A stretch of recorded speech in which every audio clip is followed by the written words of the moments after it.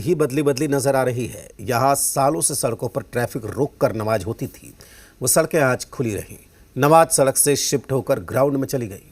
और साथ ही एक बड़ा संदेश शुभेंदु अधिकारी ने दे दिया। जहां एक तरफ बंगाल में कुर्बानी हो रही थी तो दूसरी तरफ शुभेंदु गाय की आरती उतार रहे थे।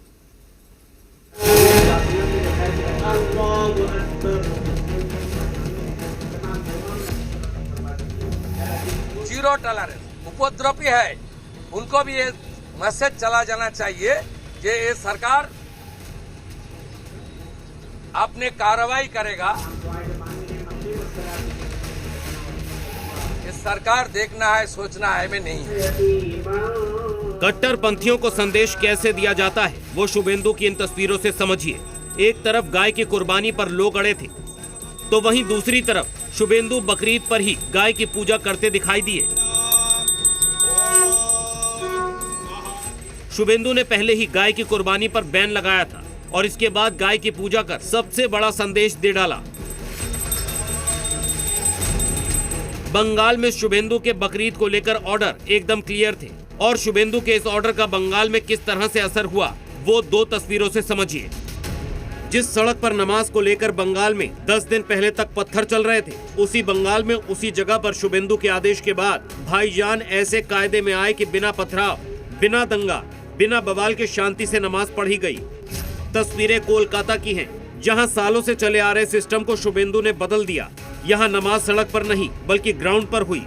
यहां पत्थर नहीं चले बल्कि शांति से नमाज पढ़ी गई। न विरोध न दंगा बल्कि कायदे में रहकर बकरीद मनाई गई। ये वही कोलकाता है जिसमें सालों से सड़क पर नमाज होती थी। कोलकाता का रेड रोड वो इलाका था जहां सबसे बड़ी सामूहिक नमाज अदा की जाती थी, लेकिन शुभेंदु के ऑर्डर के बाद आज यहां सन्नाटा था। ना ट्रैफिक रुका, ना सड़क रोकी गई और ना ही कोई जाम लगा। शुभेंदु सरकार के ऑर्डर के बाद रेड रोड की नमाज की जगह परेड ब्रिगेड ग्राउंड में नमाज अदा की गई और वो भी पूरे 107 सालों के बाद। पूरे 107 सालों तक कोलकाता के रेड रोड पर सबसे बड़ी सामूहिक नमाज होती थी। खुद ममता बनर्जी भी हर साल यहाँ पहुँचती थी।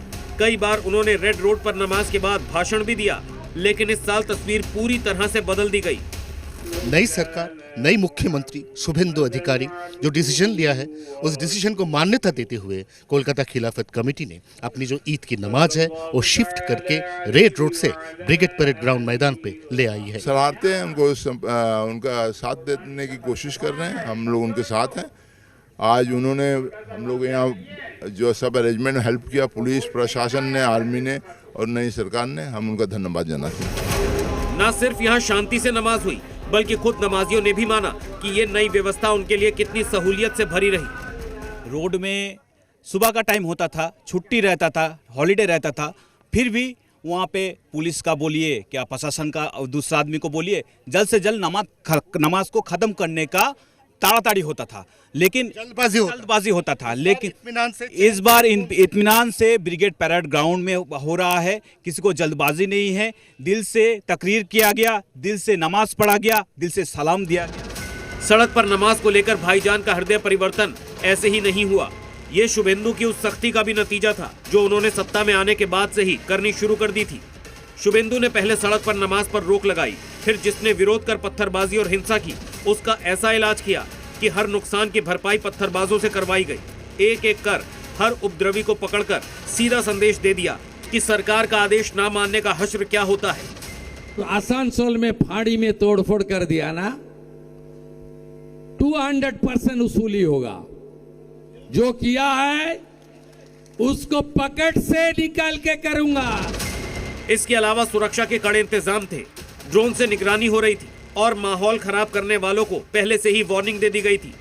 यही वजह थी कि 10 दिन पहले जो पार्क सर्कस पर हुआ था वैसा करना तो दूर, उसका सोचने से भी लोग घबराने लगे और कायदे से नमाज सड़क पर नहीं बल्कि शांति से